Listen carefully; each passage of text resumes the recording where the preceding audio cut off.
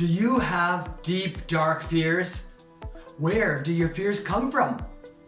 Are there levels to fear? What about FOMO? How do you deal with it? Hi, and welcome to the Less Fears podcast. This is episode 367, and it's about your deep, dark fears. Sources. Fear has two sources, outside and inside. Outside sources are some physical threat. It could be an animal or a person. They could be threatening your physical safety, or your emotional safety, or your social safety. Inside sources are your own imagination. A typical example would be a child in bed, feeling very afraid of the dark. They are imagining possible monsters and creatures that are out there that could come to harm them. Levels. There are several levels of fear. Let's take a look. Trepidation. Trepidation happens when we feel a slight level of unease with some situation that is unfolding and may not turn out pleasant. Nervousness. Nervousness is a bit stronger and deeper, and it's stimulated by a situation where we can easily imagine an unpleasant outcome. Anxiety. Anxiety is a little bit different from nervousness because it tends to stretch over a longer period of time, but it still finds its source in our anticipation of an unpleasant outcome or for a situation. Dread. Dread is quite a bit stronger than anxiety. At this level, we are quite certain that the outcome is not going to be pleasant at all, and in fact will be quite unpleasant, and we cannot avoid it. Desperation. Desperation is a feeling that we feel when the unpleasant outcome is unavoidable. The point is not whether it's avoidable or not. The point is that we feel we can't avoid it, and it's going to create a great deal of pain for us. A quick example would be after you've done something bad, and you will have to face some authority pretty soon to account for your actions. Panic. Panic begins when we are faced with an immediate threat to our physical or emotional safety.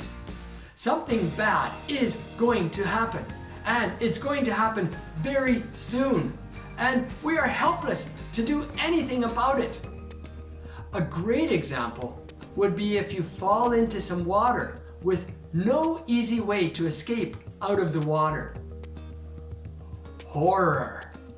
Horror is the feeling we get when there's a terrible threat to our existence. At this point, we are fearing for our lives, and the outcome may also be extremely painful and unpleasant. This is a very rare situation for most of us, but it could happen if you were being stalked by a killer and you knew about it. Typically, the situation happens in horror movies only. Terror. Terror is the feeling that comes when there's a direct physical threat to our personal safety and lives, and we can see it, and it's violent. This is where the word terrorist comes from. If you're sitting on an airplane and the man in front of you stands up and pulls out an automatic rifle and says, "Everybody get down," you might start to feel terror. The next minute could be your last. But FOMO. FOMO is a little bit different from most of the situations presented above. FOMO is an acronym that stands for Fear of Missing Out. In this case, there is some event happening, and for some reason, you cannot be present at the event. You think the event would be extremely pleasant, and not being able to attend it gives you a sense of loss. Before the event happens, you're going to have some fear that you can't attend it for whatever reason. This is the fear of missing out. Dealing with it. Dealing with these fears is very difficult because of the nature of fear. It's a very strong emotion. It tends to take command of your mind.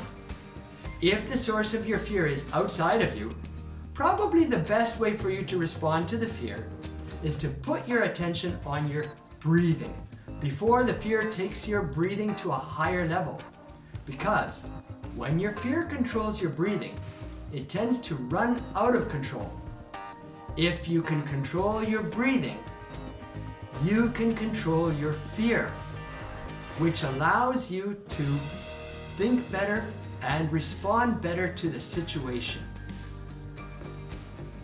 If you are dealing with imaginary sources of fear, then the first thing you can do is focus your mind on something else. Make yourself think about other things, like the work that you're doing, or some pleasant memories. If the fear keeps on coming back, then you can start to work on your breathing, as I mentioned above. Both of these are great techniques that are highly effective, but we forget to do them. That's where practicing mindfulness can help. This takes weeks or months of practice, but with practice, you get very good at realizing that you're feeling fear.